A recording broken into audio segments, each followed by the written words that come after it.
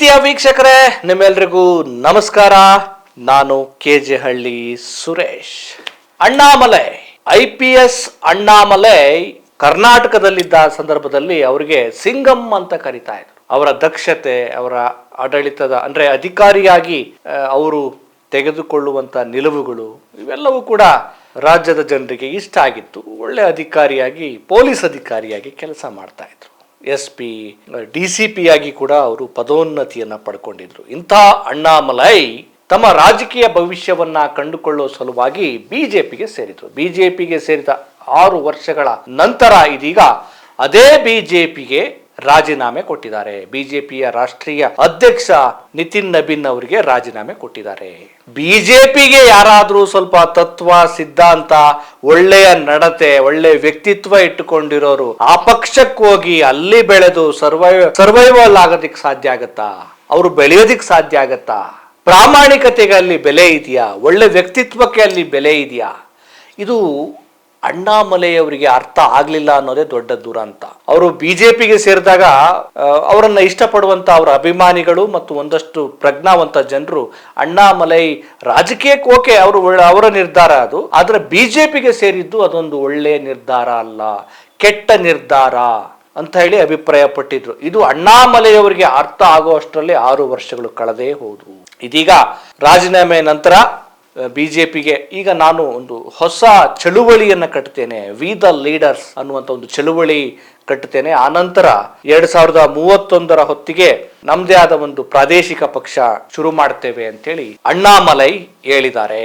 ಈಗ ಅಣ್ಣಾಮಲೈ ಅವರ ರಾಜೀನಾಮೆಯ ಬಗ್ಗೆ ತಮಿಳುನಾಡಿನ ಬಿಜೆಪಿಯ ಏನು ಲೀಡರ್ಸ್ಗಳು, ಅಯ್ಯೋ ಅಣ್ಣಾಮಲೈ ಹೋದ್ರೆ ಹೋಗ್ತಾರೆ, ನಮ್ಗೇನ್ ತೊಂದರೆ ಇಲ್ಲ, ನಷ್ಟ ಇಲ್ಲ, ಇದನ್ನ ನೋಡಿದಾಗ ನಿಮಗಿದು ಬೇಕಿತ್ತ ಅಣ್ಣಾಮಲೈ ಅನ್ನುವಂಥ ವಿಚಾರ ಬರುತ್ತೆ. ಒಂದು ಆಡಿದ್ಯಲ್ಲ, ನಿಮಗಿದ್ದು ಬೇಕಿತ್ತ ಮಗನೇ ಅಂತ, ಹಂಗೆ ನಿಮಗಿದ್ದು ಬೇಕಿತ್ತ ಮಲೈ ಅಂತ ಹೇಳಬೇಕಾಗಿದೆ. ಇರ್ಲಿ, ಆದ್ರೆ ಅಣ್ಣಾಮಲೈ ಅವರ ಈ ರಾಜಕೀಯದ ಬಿಜೆಪಿಗೆ ಸೇರಿದ ನಂತರ ಅವರ ರಾಜಕೀಯ ಚಟುವಟಿಕೆಗಳು ಮತ್ತೆ ಅವರು ನಡೆಸಿದಂತ ಪಾದಯಾತ್ರೆ ಮತ್ತು ಪಾಲಿಟಿಕ್ಸ್ ಬಗ್ಗೆ ಅವ್ರಿಗಿರುವಂತಹ ಒಂದು ಖಚಿತತೆ ಅನ್ನೋದಕ್ಕಿಂತ ಅವ್ರಿಗಿರುವಂತಹ ಆಸಕ್ತಿ, ಇವೆಲ್ಲವನ್ನ ನೋಡಿದಾಗ ಅಣ್ಣಾಮಲೈ ಫ್ಯೂಚರ್ ಅಲ್ಲಿ ಒಬ್ಬ ಒಳ್ಳೆಯ ನಾಯಕ ಆಗುವುದರಲ್ಲಿ, ರಾಜಕೀಯ ನಾಯಕ ಆಗುವುದರಲ್ಲಿ ಯಾವುದೇ ಅನುಮಾನಗಳಿಲ್ಲ. ಅವರ ಒಳ್ಳೆ ವೆಲ್ ಎಜುಕೇಟೆಡ್, IPS ಆಗೋದಕ್ಕಿಂತ ಮುಂಚೆ ಒಳ್ಳೊಳ್ಳೆ ಏನು ಸಂಸ್ಥೆಗಳಲ್ಲಿ, ಅತ್ಯುನ್ನತ ಸಂಸ್ಥೆಗಳಲ್ಲಿ ಅವರು ವಿದ್ಯಾಭ್ಯಾಸವನ್ನ ಮಾಡಿದ್ರು. ಆನಂತರ ಪೊಲೀಸ್ ಅಧಿಕಾರಿಯಾಗಿ ಬಂದ್ರು. ಅಂದ್ರೆ ಎಲ್ಲೂ ಕೂಡ ಒಂದು ಕಂಫರ್ಟ್ ಝೋನ್ಗೆ ಅಣ್ಣಾಮಲೈ ಒಳಗಾಗಿಲ್ಲ ಅನ್ನೋದು ಇದರಿಂದ ನಮ್ಗೆ ಅರ್ಥ ಆಗುತ್ತೆ.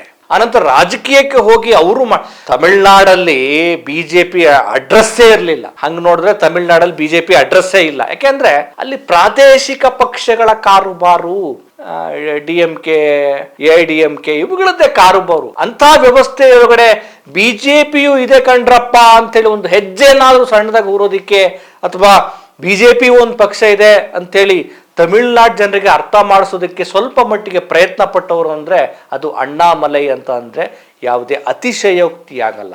ಸುಮ್ಮನೆ ಅವರು ಭಾಷಣ ಮಾಡ್ಕೊಂಡು ಎಲ್ಲ ಕಡೆ ತಿರುಗ್ಲಿಲ್ಲ. ಆದ್ರೆ ಅಣ್ಣಾಮಲೈ ಅವರು ಎನ್ ಮಕ್ಕಳು ಅನ್ನುವಂಥ ಪಾದಯಾತ್ರೆ ಮೂಲಕ ಜನರನ್ನ ತಲುಪುವ ಕೆಲಸವನ್ನ ಮಾಡಿದ್ರು. ಇದು ಒಬ್ಬ ನಾಯಕನಾದವನಿಗೆ ಜನಗಳ ಬಗ್ಗೆ, ಜನಗಳನ್ನ ಅರ್ಥ ಮಾಡ್ಕೊಳ್ಳೋದಕ್ಕೆ ಮೊದಲು ಮಾಡುವ ಕೆಲಸ ಯಾವುದು ಅಂದ್ರೆ ಪಾದಯಾತ್ರೆ ಅಥವಾ ಜನರನ್ನ ಸೇರುವಂತಹ ಕಾರ್ಯಕ್ರಮಗಳು, ಅಥವಾ ಜನರ ಜೊತೆ ಬೆರೆಯುವಂತಹ ಒಂದು ರಾಜಕೀಯ ಚಿಂತನೆಗಳನ್ನ ಯಾರು ಮಾಡ್ತಾರೆ ಅವರು ಗೆಲುವು ಸಾಧ್ಯ, ಅವರು ಯಶಸ್ಸು ಕಂಡೇ ಕಾಣ್ತಾರೆ. ಯಾಕಂದ್ರೆ ಜನಸಾಮಾನ್ಯರ ಚಿಂತನೆಗಳು, ಜನಸಾಮಾನ್ಯರ ಯೋಚನೆಗಳನ್ನ ಯಾರು ಮಾಡ್ತಾರೆ ಅವ್ರಿಗೆ ಜನರ ಕಷ್ಟ ಸುಖ ಅರ್ಥ ಆಗತ್ತೆ. ಇನ್ನೊಂದು ಇಂಪಾರ್ಟೆಂಟ್ ಏನು ಅಂದ್ರೆ ತಮಿಳುನಾಡಿನ ರಾಜಕಾರಣ ಬಹಳ ಬದಲಾವಣೆಯನ್ನ ಕಾಣ್ತಾ ಇದೆ. ಈಗ ದೊಡ್ಡ ಘಟಾನುಘಟಿ ನಾಯಕರುಗಳು ಈಗ ಮೂಲೆ ಗುಂಪಾಗಿದ್ದಾರೆ. ಈಗ ವಿಜಯ್ ಅವರು ಪ್ರಸಿದ್ಧ ನಟ ವಿಜಯ್ ಅವರು ಮುಖ್ಯಮಂತ್ರಿ ಆಗಿದ್ದಾರೆ TVK ಪಕ್ಷದ ಮೂಲಕ.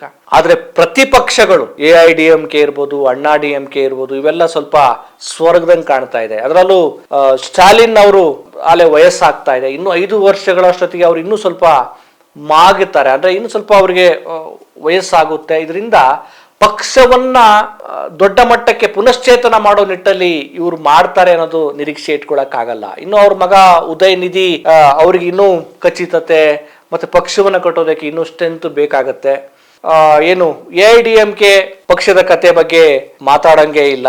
ಅದು ಯಾವಾಗ BJP ಸೇರುತ್ತೆ, ಯಾವಾಗ BJP ಜೊತೆ ಮೈತ್ರಿ ಮಾಡ್ಕೊಳ್ಳುತ್ತೆ, ಅದರ ಬಗ್ಗೆ ಇನ್ನೂ ಖಚಿತತೆ ಇಲ್ಲ. ಇಂಥ ಸಂದರ್ಭದಲ್ಲಿ ಒಂದು ಪ್ರತಿಪಕ್ಷವಾಗಿಯೋ ಅಥವಾ ಒಂದು ನೂತನ ಪಕ್ಷವಾಗಿಯೋ ತಮಿಳುನಾಡಿಗೆ ಒಂದು ರಾಜಕೀಯ ಮೂವ್ಮೆಂಟ್ ಬೇಕಾಗಿದೆ ಅನ್ನೋದನ್ನ ಅಣ್ಣಾಮಲೈ ಚೆನ್ನಾಗಿ ಅರ್ಥ ಮಾಡ್ಕೊಂಡಿದ್ದಾರೆ. ಹಾಗಾಗಿ ನಾನು ಇನ್ನಷ್ಟು ಗ್ರಾಸ್ ಲೆವೆಲ್ ಅಲ್ಲಿ ಕೆಲಸ ಮಾಡಿದ್ರೆ ಮುಂದಿನ ದಿನಗಳಲ್ಲಿ ನನಗೆ ತಮಿಳುನಾಡಿನ ರಾಜಕಾರಣ, ತಮಿಳುನಾಡಿನ ಜನರ ಪ್ರೀತಿ ಸಿಗಬಹುದು ಅಂತೇಳಿ ಅಣ್ಣಾಮಲೈ ಯೋಚನೆ ಮಾಡ್ದಂಗೆ ಕಾಣ್ತಾ ಇದೆ.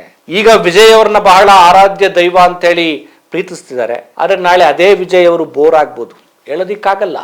ಅಷ್ಟೊತ್ತಿಗೆ ನಾನು ಜನರ ಪ್ರೀತಿಯನ್ನ ಮತ್ತು ಒಂದಷ್ಟು ಜನರ ತಲುಪುವ ಕೆಲಸವನ್ನ ಮಾಡಿದ್ರೆ ನಾನು ಈ ರಾಜ್ಯದ ಮುಖ್ಯಮಂತ್ರಿಯಾಗಿಯೋ ಅಥವಾ ಒಂದು ಒಳ್ಳೆ ಪ್ರಾದೇಶಿಕ ಪಕ್ಷವನ್ನು ಕಟ್ಟಿದ ನಾಯಕನಾಗಿಯೋ ರೂಪುಗೊಳ್ಳೋದಕ್ಕೆ ಅವಕಾಶ ಇದೆ ಅನ್ನೋದು ಅಣ್ಣಾಮಲೈ ಅವರ ಲೆಕ್ಕಾಚಾರ. ಇನ್ನೊಂದು ಬಹಳ ಮುಖ್ಯವಾದ ವಿಚಾರ ಏನು ಅಂದ್ರೆ, ಅಣ್ಣಾಮಲೈ ಅವರ ಬೆಂಬಲಕ್ಕೆ ರಜನಿಕಾಂತ್, ಸೂಪರ್ ಸ್ಟಾರ್ ರಜನಿಕಾಂತ್ ಅವರ ಬೆಂಬಲವೂ ಕೂಡ ಇದ್ದೇ ಇರುತ್ತೆ.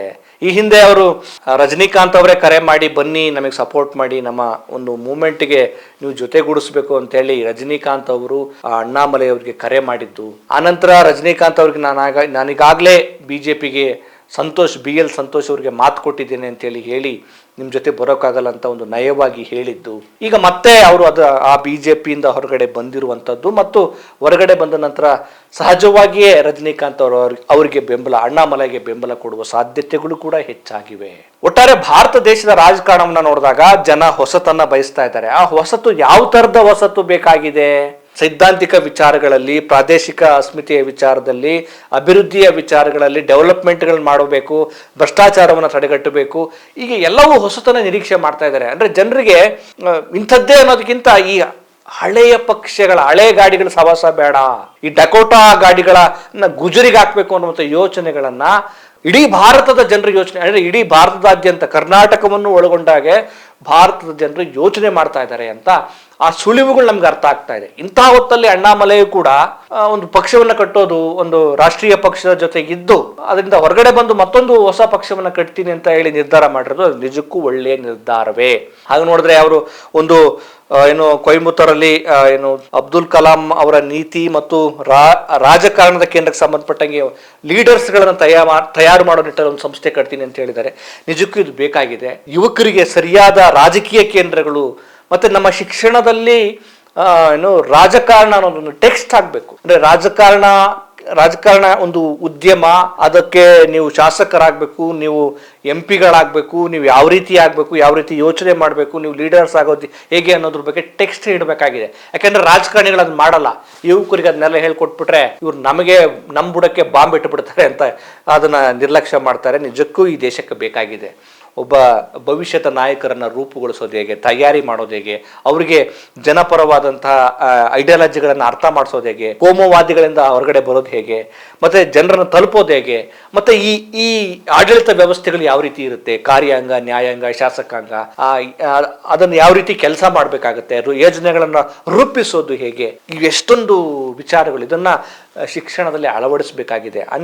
ಒಟ್ಟಾರೆ ಅಣ್ಣಾಮಲೈ ಅರ್ಥ ಮಾಡ್ಕೊಂಡಿದ್ದಾರೆ. ಅಲ್ಲಿ ಒದ್ದಾಡಿ ಹೋಗಬಾರ್ದ ಪಕ್ಷಕ್ಕೆ ಹೋಗಿ ನಾನು ಅಲ್ಲಿ ಹೋಗ್ಬಾರ್ದಾಗಿತ್ತು ಅಂತೇಳಿ ಅರ್ಥ ಮಾಡ್ಕೊಂಡು ಈಗ ಹೊಸ ಮೂವ್ಮೆಂಟ್ ಮಾಡ್ತಾ ಇದ್ದಾರೆ. ಅವ್ರಿಗೆ ಒಳ್ಳೇದಾಗ್ಲಿ. ಆದ್ರೆ ಗೊತ್ತಿಲ್ಲ, ರಾಜಕಾರಣ ಏನ್ ಬೇಕಾದ್ರೂ ಆಗ್ಬೋದು. ಅವರ ಆಶೀರ್ವಾದವನ್ನ, BJP ನಾಯಕರ ಆಶೀರ್ವಾದವನ್ನು ಪಡ್ಕೊಂಡು ನಾನು ರಾಜೀನಾಮೆ ಕೊಟ್ಟಿದ್ದೀನಿ ಅಂತ ಹೇಳ್ತಾರೆ. ನಾಳೆ BJPಯ B ಟೀಮ್ ಆಗಿ ಇವ್ರು ಏನಾದ್ರು ತಮಿಳುನಾಡಲ್ಲಿ ಕೆಲಸ ಮಾಡಕ್ಕೆ ಹೊರಟಿದ್ದಾರೆ ಗೊತ್ತಿಲ್ಲ. ಆದ್ರೆ ಆ ರೀತಿ ಏನಾದ್ರು ಇವ್ರು ಕೆಲಸ ಮಾಡಿದ್ರೆ ಮತ್ತಷ್ಟು ಭೂಮಿಯಲ್ಲಿ ಹುದುಗಿ ಹೋಗ್ತಾರೆ. ಇವರು ಎಲ್ಲಾ ಪಕ್ಷಗಳ ಸಹವಾಸವನ್ನು ಬಿಟ್ಟು ಒಂದು ಒಳ್ಳೆಯ ಪ್ರಾದೇಶಿಕ ಅಸ್ಮಿತೆಯನ್ನ ಮತ್ತೆ ಸಾಂವಿಧಾನಿಕವಾದಂತಹ ಆಶಯಗಳನ್ನ, ಪ್ರಜಾಪ್ರಭುತ್ವದ ಮೌಲ್ಯಗಳನ್ನ ಇಟ್ಟುಕೊಂಡು ಜನರ ಸೇವೆಯನ್ನೇ ಮಾಡುವ ಆದ್ಯತೆಯಾಗಿಟ್ಕೊಂಡು ಕೆಲಸ ಮಾಡಿದ್ರೆ ಅಣ್ಣಾಮಲೈ ಮುಂದೊಂದು ದಿನ ತಮಿಳುನಾಡಿನ ಮುಖ್ಯಮಂತ್ರಿ ಆಗೋದ್ರಲ್ಲಿ ಯಾವ ಅನುಮಾನವೂ ಇಲ್ಲ. ಓಕೆ, ಮತ್ತೊಂದು ವಿಚಾರದ ಜೊತೆ ನಿಮ್ಮನ್ನು ಭೇಟಿ ಮಾಡ್ತೇನೆ. ನಮಸ್ಕಾರ.